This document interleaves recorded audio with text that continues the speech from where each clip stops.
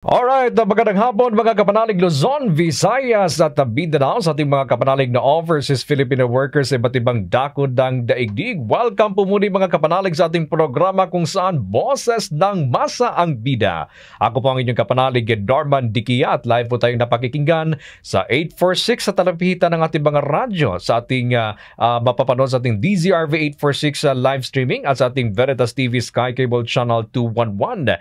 At syempre kasama ko po ang boses ng katarungan, ang paborito nating attorney sa TikTok, Attorney Chel Jokno. Magandang hapon, Norman, at lahat ng mga kapanalig. At samahan niyo po kami sa ating linggo-linggong talakayan at pagtutulungan dito sa Oras ng Bayan! Nako, syempre, kumusta attorney sa mga nagdaang araw? Saan ka ba napadpad? This time naman pa-south ako. Aba, okay. Ako dahil holiday at araw ng kalayaan, ay tayo ay umuwi sa Taal, Batangas. Uy! At doon alam mo, yun ang talagang bahay ng mga barong, di ba? Yun, oo, tama. Kaya dumaan din ako sa palengke doon. After that naman, nag-norte naman tayo. Aba, magkalayo ha? North and South.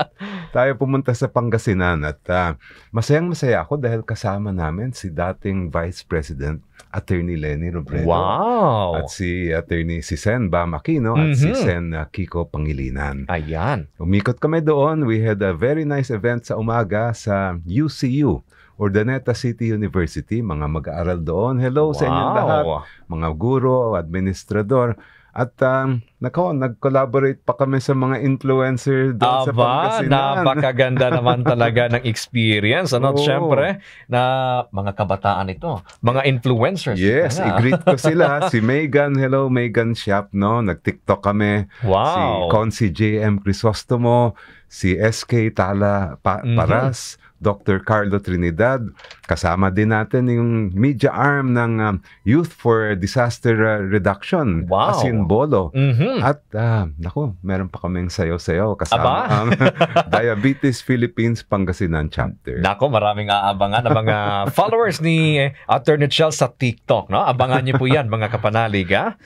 At syempre, dahil muli magkakasama tayo ngayon mga kapanalig, samahan po ninyo kami. Hanggang alas 4 po tayo ngayon at simulan na natin ang mga balita at talakayan sa ating Balita Yan! Anong balita, paring Norman? Nako talaga naman, attorney. Ito balitang balita. The-raid nga ng Presidential Anti-Organized Crime Commission of PAOK ang isang higanting Pogo Hub sa Porac, Pampanga. Naku naman. Pero nagkaroon daw ng posibleng leak sa operasyon kaya nakatakas ang mga VIP sa nasabing Pogo. Talaga naman. At nasa 150 lang ang nahuli ng mga otoridad. Nabigo rin ng PNP na mahuli si Pastor Apollo Kibuloy nang magtangka silang isilbi ang arrest warrant sa compound ng kanyang simbahan sa Davao City. Ano kaya nangyayari dito, attorney? Alam mo parang Norman, nakakabahala yung leak na yan, yung nangyari sa Pogo Raid. Kasi pagdating sa mga issue ng pag-implement ng search and arrest warrants, syempre dapat andon yung target, di ba? Yes. Pero pag nasabihan na siya ay dapat mawala na ron, di anong pansilbi ng search warrant o ng arrest warrant? Ang ibig sabihin yan, mukhang malalim ang connection nitong subject ng mga warrant at bakit bigla sila nawala doon. Biruin mo, out of expected na almost 1,000 ang dapat na nandoon, 150 lang. Kalahin mo, nasa napunta yung iba? Mukhang yung mga big fish ang nawala at yung mga maliliit lang na isda yung natira doon. Nakakabahala talaga yan dahil 'di ba ang lumalabas sa mga investigasyon nila sa mga ibang raid din ay ang dami mga krimen na nangyayari doon, mga scam. At paano naman ang hustisyang at pananagutan pagka ganoon? Nako. Talaga naman. At syempre, doon naman sa nangyari kay Pastor Apollo Kibuloy, di ba, attorney, makikita po natin doon na talaga namang full force. Kini-question nila bakit daw napakaraming pulis ang nagtungo sa kanyang lugar. Alam mo, paring Norman, at sa mga kapanalig, ay mukhang malakas pa rin ang impluensya ni Pastor Kibuloy dyan sa Davao. Lalo pat teritoryo din yan ng kanyang kaalyado na si dating Pangulong Duterte. Dapat siguro, bukod sa investigasyon, dapat din ay mas maingat ang ating mga otoridad sa paglalabas ng mga sensitibong information para hindi ito malik naman. Ayan, kaya mga kapanalig kung ano po ang inyong mga mensahe, opinion dito sa ating mga pinag-uusapan ngayon, pwede pa kayo makiisa sa ating talakayan. Mag-text lamang sa ating text line 0918-837-4827. At syempre, attorney, meron pa isa itong nakakalungkot na balita. Namamatay nga ang mga coral sa Rosul Reef at Escoda Shoal dahil umano sa mga aktibidad ng China. Naku, China na naman. Napagalaman sa inspeksyon ng Philippine Coast Guard at ng mga marine scientists na mula sa University of the Philippines, napatay na ang halos 100% coral sa Escoda Shoal. Ay, naku naman, sayang yung mga isda doon. So patuloy naman ang pagkuha ng China sa mga coral sa Rosul Reef para bigyang daan ng umano'y plano nilang reclamation sa nasabing bahagi ng ating karagatan. Naku, China, kailan ka ba titigil talaga? Ay, sobrang garapal na yung ginagawa nila dito sa atin, At alam nyo, parang Norman, yung mga coral reef na yan, halos hindi na naibabalik yan pag nasira. Oo. Kaya it's a very, very serious situation. Nakakabahala talaga at nakakagalit. Hindi lang ito simpleng pagsira, attorney, kundi durog talaga. Yun. Dinurog talaga at pinulbos yung mga coral reefs sa naturang mga lugar. Talagang, ano kaya ang posible pang pwedeng gagawin natin dito, attorney, para sa mga taga-China na ito na naninira ng ating mga karagatan? Maganda yung plano ng ating pamahalaan na magsampa ng panibagong kaso laban sa China for damages doon sa paninira nila sa West Philippine Sea. At sana matuloy yun. Ang balita nga pinaghahandaan na yan ng ating Department of Justice. Ayan, I hope it's filed as soon as possible. Ayan, ipagdasal po natin yan mga kapanalig at sumali sa ating talakayan. Text lamang po ang inyong mga komento, ang inyong mga suggestion dito sa ating mga pinag-uusapan 0918-837-4827. At syempre, ito pa pare, muli pa lang inaresto itong si dating Negros Oriental Congressman Arnolfo Teves Jr. Sa Timor-Leste. Matapos ang kanyang provisional release sa piitan sa Dili. Ayon sa DOJ, ang muling pag-aresto kay Teves ay bahagi ng judicial process ng East Timor pagdating sa issue ng extradition. Si Teves ay idadagay sa kustodiya ng Pulisya Nacional of Timor-Leste habang isinasagawa ang hearing para sa kanyang extradition. Ano kaya ang posibleng gagawin talaga ng Pilipinas dito, attorney? Well, yung nangyayari sa Timor-Leste, talagang bahagi ng legal process yan sa kanila. At kailangan igagalang natin, di ba? Siyempre, ano yan ibang bansa yan. Pero ramdam din natin yung hirap at yung talagang sakit na nararamdaman ng mga kapamilya ni Governor Digamo at may mga iba pang biktima. Hanggang ngayon, wala pa silang talaga na kakamit na hustisya. Yeah, talagang napakadungkot dahil may mga inosenteng sibilyan talaga na nadamay doon sa nangyaring massacre. Kaya dapat harapin din ni former Congressman Teves itong kasong ito.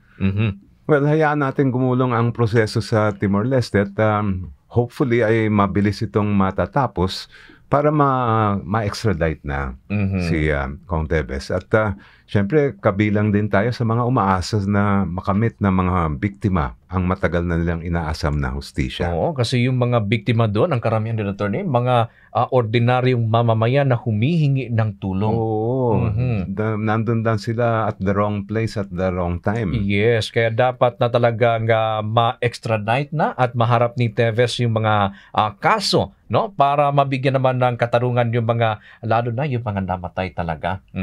Kaya mga kapanalig, patuloy po nating ipagdasal na sana ay tuloy-tuloy ang proseso nitong kaso ni Teves at makabalik na ang ating bansa. Nako mga kapanalig, napakaraming balita na dito sa ating lipunan ngayon, Attorney Chalma.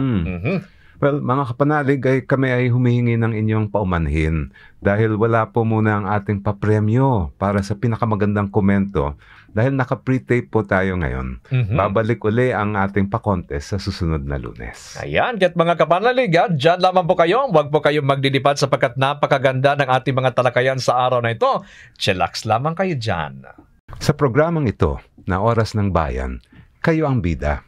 Kaya ngayon ay bibigyan natin daan ang inyong mga pananaw, mga karanasan at mga opinyon ng lahat ng mga kababayan natin. Kaya't mga kapanalig, sali na sa malalim at mainit ating talakayan dahil ito ang Boses ng Bayan. Nako nga mga kapanalig na Attorney Chel, nitong nagdaang linggo o kamakailan lang, ito nagsagawa ng tigil pasada ang grupong Manibela bilang protesta sa PUV modernization program ng ating pamahalaan. Yes, 3 araw lang dapat ang kanilang tigil pasada pero nagpasya ang Manibela na gawin itong 5 araw. Kaya naman, Attorney Chel at mga kapanalig, para pag-usapan natin yan ngayon, kasama natin sa programa ang isang opisyal ng Manibela para talakayin ang ginawa nilang tigil pasada at kung ano ang mga susunod nila ngayong hakbang. Nasa linya po si Marval Buena, ang chairperson ng Manibela. Magandang hapon at welcome po sa Oras ng Bayan. Magandang hapon po, Attorney Chel, at good afternoon, Sir Norman. Yes, good afternoon. Po, mga taga-subaybay. Hindi ko po kasi nakikita sa monitor ko si Attorney Chel. Ay. Ayan. Diba, nandito tayo. Sorry. Okay lang. May tanong po ako, Mar. Kumusta na yung naging tigil pasada natin at bakit kayo nagpasya na gawin itong 5 araw? Attorney, hindi po namin, wala po kaming announcement na 5 araw siya. Tinapos na po namin ito noong June 12, Wednesday. Pero inabot po kami ng Thursday hanggang umaga. So, parang lumabas, 4 na araw din yung naging protest namin na sunod-sunod. Simula noong Monday, and then po Monday, Tuesday, hanggang Thursday yung protesta at saka tigil pasada. Dahil nga po puyat, pagod, hindi rin po kami nakabiyahe. Mas interesado po ako dito sa inyong proposal sa pamahalaan ukol dito sa jeepney modernization. Maaari niyo bang ipaliwanag sa mga kapanalig natin ang proposal po ninyo? Opo, Attorney Sir Norman, ang proposal po natin, matagal na po natin itong actually nagawa na tayo ay nakapag-modernize ng ating mga jeepneys. Siguro may 6 na piraso na kaming na-modernize ngayon na pasok talaga doon sa Philippine National Standard. Hindi na wawala yung ating kultura, yung masining at malikhaing paglilimbag o paggawa nitong mga jeepneys natin ng mga local manufacturers na nasa hanay po ng Manibela, kasi hindi lamang po mga drivers and operators ang mga kasama namin, may mga builders din po kami rito na talagang mga iconic look ng ating mga original po na jeepneys. Ang sinasabi natin sa gobyerno, Attorney and Sir Norman, na payagan tayo kahit na hindi tayo pumasok sa kooperatiba, hindi po tayo nag-consolidate. Hayaan sana tayo at bigyang laya na makapag-modernize nitong ating mga jeepneys na may kalayaan at hindi po kailangan na mahal na pautang na galing po sa China, at sana payagan tayong mag-loan ng individually o dito po mismo sa mga kasama natin sa Manibela, at susunod tayo doon sa modernization program. Never naman natin sinabi sa Manibela na hindi po tayo magmo-modernize kasi naniniwala po ako na nakasalalay din dito yung kaligtasan ng ating mga mananakay, yung safety nila, at yung environment natin, yung kalikasan, na yung ating mga engine ay mga Euro 4 compliant, na yung mga engine combustion nito ay nakasunod po dun sa Clean Air Act. May panukala yung isang mambabatas na bigyan ng LTFRB ng 1-year provisional authority yung mga unconsolidated na jeepney operators. Pumapabor po ba kayo dito? Actually, tayo po ang nagsabi nito sa Kongreso na extend pa po tayo at sinuportahan po ito ng ating mambabatas, mga mambabatas, particular po si Congressman Jojo Garcia ng Rizal. Sana po ay mapakinggan ito. Ang sabi ng LTFRB, ng DOTR, ayaw na daw nila itong i-extend kasi baka daw yung mga nasa kooperatiba na o yung mga nag-consolidate na ay mag-atrasan doon sa pinasukan nilang kooperatiba o consolidation. Ang sabi nga po natin, kung talagang maganda yung programa, yung mga nauna po sa amin na nag-consolidate, nag-modernize, kung tiwala po silang maganda yung programa, hindi dapat matakot ang gobyerno. Kung natatakot po ang gobyerno natin na yung panukala natin ay susundin nila, ibig sabihin po may problema doon sa pagpapatupad ng programa. Kaya po sana mapagbigyan tayo at naririnig natin na nag-u-oppose daw po yung mga kooperatiba. Sana dito sa bansa natin malaya pa rin tayong makapaghanap buhay. May kanya-kanyang kaldero din po itong pamilya ng mga drivers at operators na hindi po sumali sa mga kooperatiba at sa consolidation. Bawat isa, naniniwala po ako na bawat isa sa atin may karapatang makapaghanap buhay at magkaroon ng magandang kinabukasan din yung pamilya po nito sa tulong na rin po ng ating gobyerno. Matanong ko lang, Attorney Chel, kay Sir Mar. Yun po bang mga unconsolidated na jeepney franchise po ba ay hinuhuli na po ba ngayon habang sila ay namamasada? Kapag ka po yung ating mga kasamahan ay hindi po marunong mga tuwiran, sinasamantala po ng mga enforcers. Actually, sa mga nakalipas na linggo, may nahuli sa atin ang mga nakalagay dito sa kanilang tickets ay unconsolidated. Or minsan talagang napag-iinitan at hinahanapan ng ibang violations na siyang nagpapabigat po dun sa mga pang-araw-araw na buhay nitong ating mga drivers kasi hindi po biro yung 7,000 pesos na multa ng ating mga drivers. Magkano lamang po ang kinikita ng ating mga kasamahan sa pamamasada? Nasa 600 to 700 pesos. Ang dami pa pong bayarin. Naku, grabe naman pala talaga. Attorney Chel, ano? Sir Mar, hanggang ngayon ay wala pa rin lumalabas na TRO galing sa ating Supreme Court. Ano ang mga plano at mga hakbang ng inyong grupo hanggat ma-resolve ito ng ating Korte Suprema? Alam niyo po, Attorney Chel, sana kayo yung nandun sa Korte Suprema. Nakakalungkot po na yung ating Korte Suprema, sana nakikita niya yung urgency nung problemang idudulot nitong panghuhuli.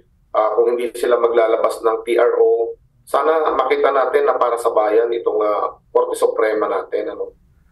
Kung hindi na po sila, kaya po tayo nagpo-protesta sa kalsada, nakikita natin na wala na yata tayong maaasahan sa ating mga maestrado. Kaya araw-araw po nagpo-protesta kami sa kalsada upang marinig tayo ng ating pamahalaan, ng DOTR, LTFRB, lalong-lalo na ng ating Pangulo na itong mga tao na to ay nangangailangan ng katiyakan sa hanap buhay. Nakita naman po natin na tumaas yung unemployment rate nitong mga nakalipas na buwan, mga nakalipas na linggo. Kung tatanggalin itong 100,000 na drivers at operators na to, times 3 po ito, halos 1 milyon na pamilya po ang maaapektuhan nito. Saan po nila dadalhin ito? Ano pong hanap buhay ang ibibigay nila? Saan po tayo kukuha ng sapat na tulong para po magabayan o mabigyan din natin ng kabuhayan itong ating mga drivers at operators? Ang inyong sektor po ay isa sa mga sektor sa ating lipunan na talagang palaging nadedehado, Karen Norman? Talaga naman, Attorney. Oo. Ano po yung inyong panawagan sa LTFRB at sa ating pamahalaan? Alam niyo po, Attorney Chel, Sir Norman, nakikita natin na may mawawala ba sa gobyerno kung papayagan pa rin kaming bumiyahe? Hindi ba wala naman po? Bagkus magkakaroon ng hanap buhay itong ating mga mamamayan, itong mga drivers at operators, at makakapagserbisyo pa sa mas higit na mas marami pang mananakay, lalo po ngayon na panahon ng tag-ulan. Hirap po ang ating mga mananakay. Sana ho mapakinggan, magkaroon sila ng puso, nasa ng puso ng gobyerno. Sinasabi nilang kolorum kami. Yung mga plaka po namin, yellow plate po ito, mga dilaw. Ibig sabihin, hindi ko talaga kami kolorum.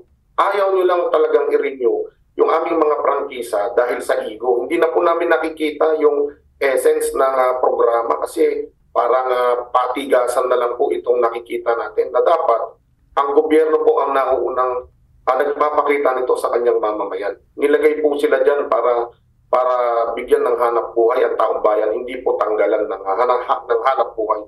Naghahanap buhay po kami ng marangal, hindi po kami kriminal. Para kami ay inyong hulihin at ikulong.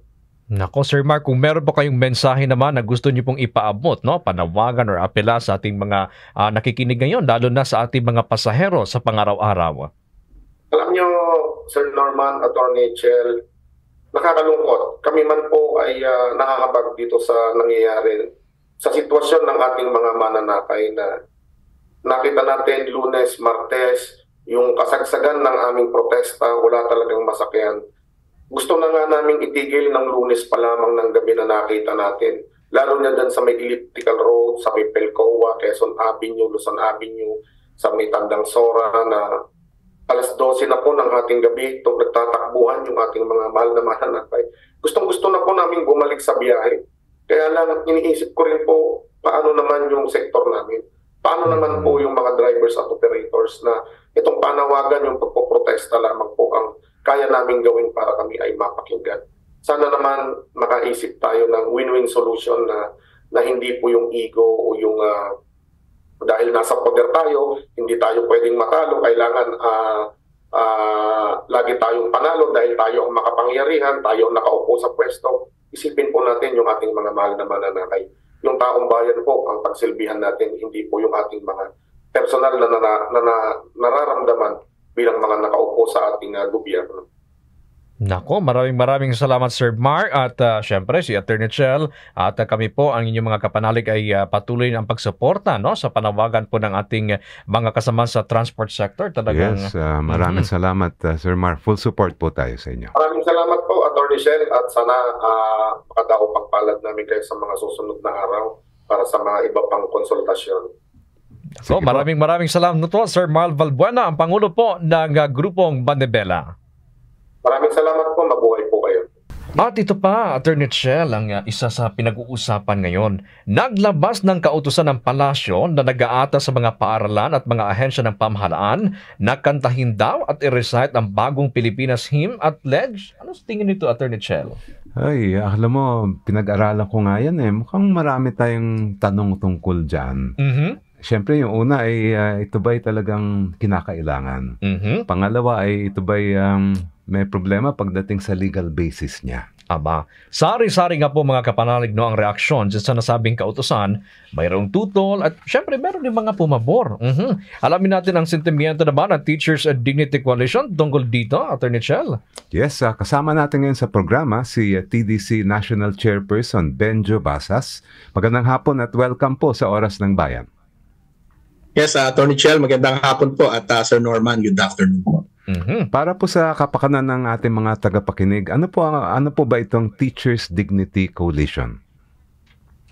Attorney, this is a national teachers organization po, no, advocating for mainly rights, no, and welfare of our teachers, no, and our members are usually in public schools, no, but we also have sizable, no, membership in private education institutions, no, and we've been in existence since 2006, no. At ngayon po ay patuloy, no, na nasa advokasya para sa karapatan, well-being, no, at dignidad ng ating mga guro. Mabuhay po ang TDC at sana mas dumami pa at lumakas po kayo. Salamat po. Ano po yung inyong pananaw dito sa bagong Pilipinas Hymn at Pledge tuwing flag ceremony? Well, na-analyze na rin naman po natin, ano, at hindi pa tayo mag-usap ng technicalities doon sa content niya, no, kundi doon sa practical, no, Attorney Chel, hindi namin nakikita na ito ay kailangan, ano, hindi siya necessity, no, na isama, no, doon sa ating usual ceremonies, no. Padalwa, no, hindi rin siya practical, no, considering na kakain siya ng at least 4 minutes, no, excluding the transition, ano po. So, and we have, right now meron na tayong at least in our case, no, in the case of my school, no, Caloocan High School, meron na kaming total of not more than 9 minutes, no. And that includes of course, no, yung lupang hinirang natin, panatang makabayan, panunumpa sa watawat, yung NCR hymn, no, we have that DepEd NCR hymn, no, we have the Caloocan hymn and our school hymn, no. So dami na po niya, no. Kung daragdagan pa po natin ito ng Bagong Pilipinas hymn and another Bagong Pilipinas pledge, no, it would be clear, no, it would be redundant, no, because yung Bagong Pilipinas pledge halimbawa, no, meron na nga tayong pledge, no, may may panatang makabayan na nga tayo, at saka meron na tayong panunumpa sa awat-awat, no. And then we also have our lupang hinirang, no, which has its national consensus, no, has its historical significance, no, the legacy, no, of our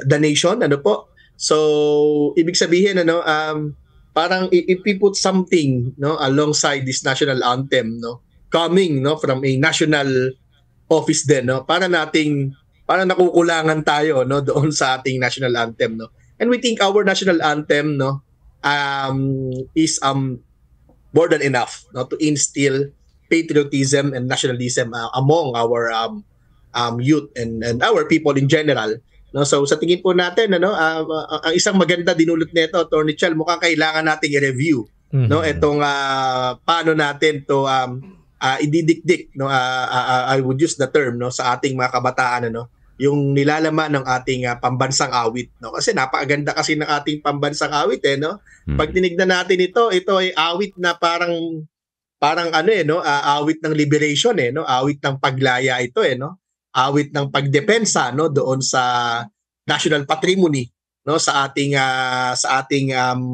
yaman, ano, ng minanang yaman ng ating bansa, and of course sa ating freedom, no, na ipinaglaban ng ating mga bayani, no. Kaya nga the last line, 'di ba, ang mamatay ng dahil sa iyo, 'di ba? Of course that's not literal naman, no. Pero it could be, no. Ibig sabihin lamang po namin dito, no, our national anthem, no, is more than enough, no. Kailangan lang natin i-push pa ito lalo, no. Wag na nating haluan, ano, ng mga iba pa, no, sa tingin namin gayon po. Palagay ko, ako tamang-tama, sang-ayon ako sa sinasabi ni Sir Benjo. May iba po tayo ng konti, kasi meron din lumabas na balita na in-increase ng ating pamahalaan yung chalk allowance ng mga guro from 5,000 patungong 10,000 pesos. Ano po ang reaksyon niyo dito? Well, unang-una po, syempre nagpapasalamat po kami, no. Sabi nga namin, kahit increase na piso, no, basta may increase, no, that is a recognition, no, of the government that kulang, no, yung binibigay sa amin, ano. Ito parang 100% increase ito from the current 5,000, ano, by next school year magiging 10,000, no. Although pag sinuma natin ito, Attorney Shell, no, ay kulang pa din ito, no, dahil ang nakalagay dun sa batas ay parang gastusin, no, o gastusan doon sa mga tangible and intangible, no, teaching necessities, no, ng ating mga guro, no. So syempre kasama na diyan yung chalk. Dati kasi chalk allowance tawag dito, Attorney Chel, no. Ngayon ay tatawagin itong teaching allowance, no. Chalk is a symbolism, of course, no. Pero kailangan din naman namin ng mga yung traditional, no, cartolina, mga Manila paper, no, chalk, steel, no, and markers, no, yung mga ganyan po, coloring materials, no, at saka yung mga ngayon, no, yung mga kailangan natin ngayon talaga, no, considering na yung Department of Education ay marami pinapagawa sa amin, no, na puro online. Kailangan namin ng internet connection, kailangan namin ng sariling printer, kailangan namin ng laptop, no, dahil wala namang silbi ang iyong internet connection kung wala kang laptop o printer. No, so ibig sabihin po niyan, Attorney Shell, kapag kasinuma natin ang lahat-lahat, no, nagastusin, ano, ng ating mga guro, no, dito po sa aming araw-araw na pagtuturo, kulang talaga, no, ang 10,000 a year, no, para matustusan po ang lahat ng aming pangangailangan. Gayon pa man, as I have mentioned, of course, no, papasalamat din kami dahil ito'y produkto rin naman, ano, ng mahabang collective, no, na advocacy struggle ng ating mga guro, no, at yung aming pakikipag-ugnayan sa ating mga mambabatas. Maganda yung punto po ninyo, Sir Benjo. Actually, ako'y nababahala din sa nangyayari sa ating state of education at lalong-lalo na yung pagkukulang pa ng suporta na napupunta sa ating mga guro. Meron din panawagan ang Philippine Business for Education kay VP Sara Duterte na magtalaga na ng mga opisyal na kailangan para makapagtrabaho ng maayos ang Teachers Education Council. Ano po ang masasabi ninyo dito?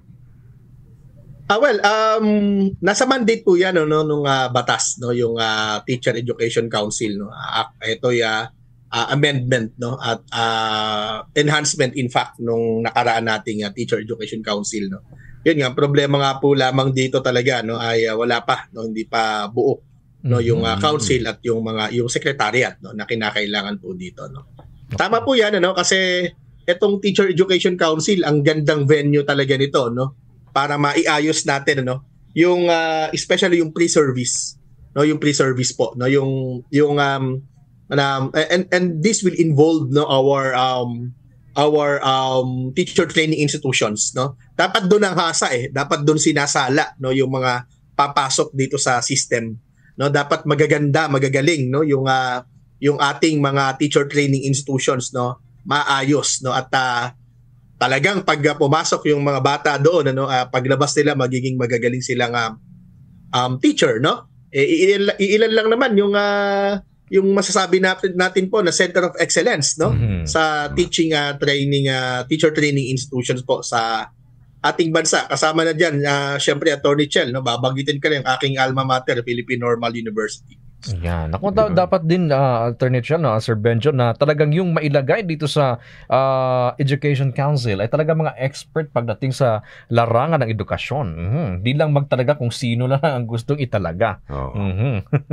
Yes, may criteria naman Sir Norman, may criteria po tayo diyan kailangan lang ang amin lang hinihingi nga diyan dapat at least meron din po diyan na manggagaling talaga dito sa unions or teachers organizations Ang problema sa criteria wala Pwede pero medyo mahirap butas ng karayomang susuungin halimbawa yung kagaya po namin na nasa advocacy ay hindi yun automatic na pwede kaming pumasok unlike yung mga alam niyo yung Attorney Shell Sir Norman alam niyo yung mga ibang tripartite na council like yung regional wage boards supposedly meron diyang taga-union, di ba?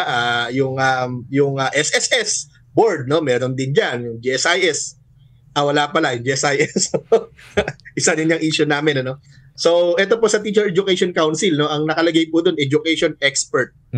So, pag hindi namin kayang i-assert sa aming mga sarili at sa ibang tao, na kami ay, yun lang kasi, yun lang yung medyo pwede naming masabi, na slot, na pwede kami, Pero ang nakalagay doon, nationally or internationally recognized education expert, yung kagaya ko po na teacher 1, that's the lowest position in the Department of Education rank and file. Parang mahirap naman po na sabihin ko na ako education expert, And of course sa criteria ng gobyerno baka hindi po pumasok, So yun yung isa naming issue dito, Sir Norman at Attorney Chel.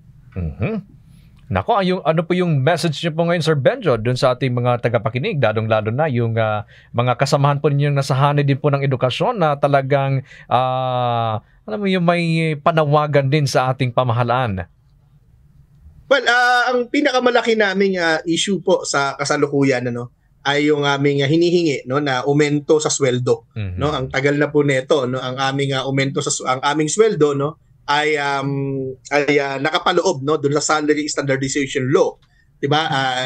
It is a law that was enacted pa in 1989, although nagbabago-bago 'yan, right now meron tayong SSL 5, that's the Duterte SSL, and after that wala pa po, in fact we're waiting for the increase, minimal, in fact, ngayong 2024 as per DBM, yan yung unang increase under the Marcos administration, pero wala pa rin po ito hanggang ngayon, at kung darating man ito, alam namin na napakalit nito, kaya nga we're pushing for a substantial salary increase, that would be, of course, that would be ensured by amending several salary loss, no? Like for example, dapat yung batas po ng sweldo ng teacher ay nakabatay, no, doon sa Magna Carta for Public School Teachers, 1966 piece of legislation na hindi pa po naipatutupad, no, ng mabuti ng ating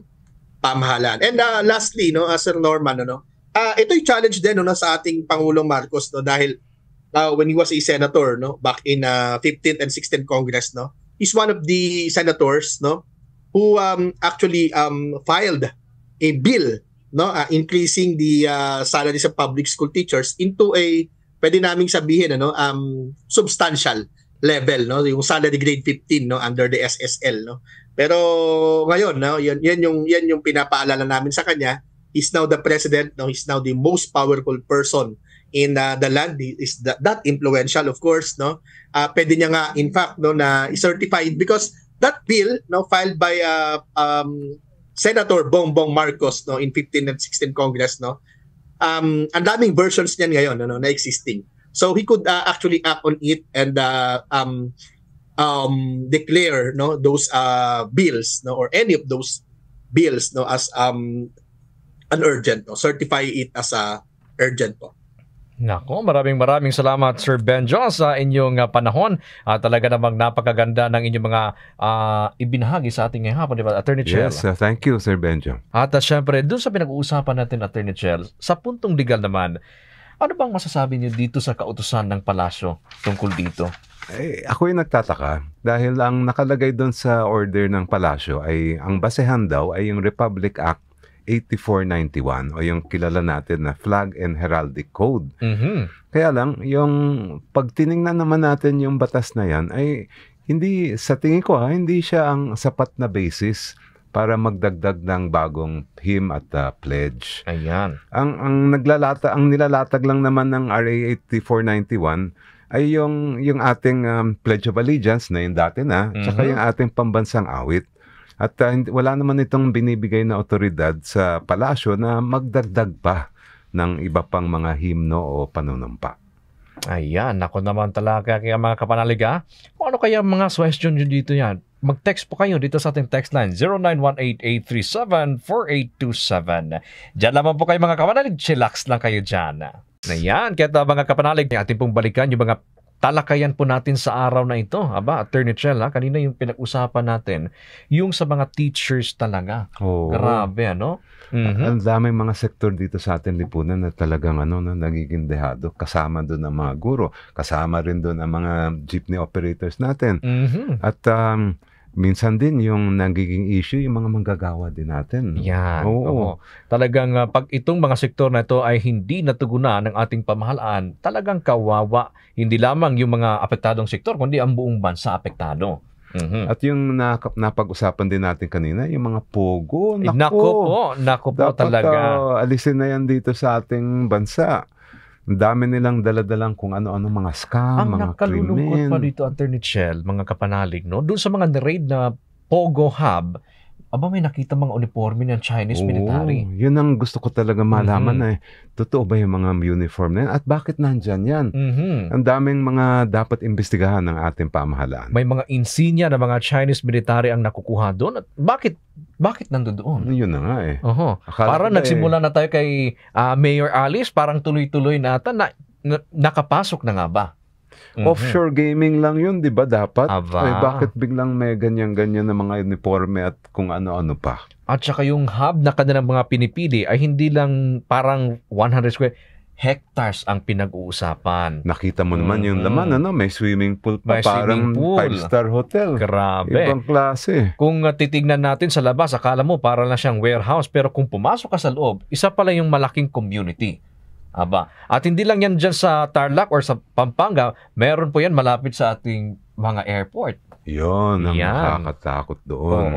Dahil kung may ibang agenda yan, marami tayong magkakaproblema pagkaganon. Ayan, katulad na lang mga dyan, nangyayari sa, kung napapanood natin, Attorney, sa ating mga kapanalig, dyan sa nangyayari sa multinational village, yung isang confrontation ng isang immigration officer doon sa isang Chinese, no? Talagang, ang sabi na, talamak ang mga Chinese sa multinational village sa Parañaque, bakit kaya? Malapit na malapit sa airport yan. Yan ang sobrang lapit. Grabe yan. So yun din dapat talaga matutukan at talagang babantayan po ng ating mga otoridad. Baka sa isang iglap lang ay mapuno na tayong lahat dito, lalo na sa Metro Manila. Yes. Kaya't mga kapanalig maraming salamat at kami po ay inyong sinamahan sa iting isang oras na talakayan. Attorney Chel, saan ka mga nila makikita nito mga susunod na mga araw? Alam ko may nakapakahalagang pagtitipon kayong pupuntahan. Kami po ay pupunta sa Cavite kasama ni Sen Kiko, ni Sen Bam at ni Attorney Lenny Robredo. Wow. Alam mo, miss na miss ko sa entablado si Attorney Lenny. Kaya talagang excited ako dyan.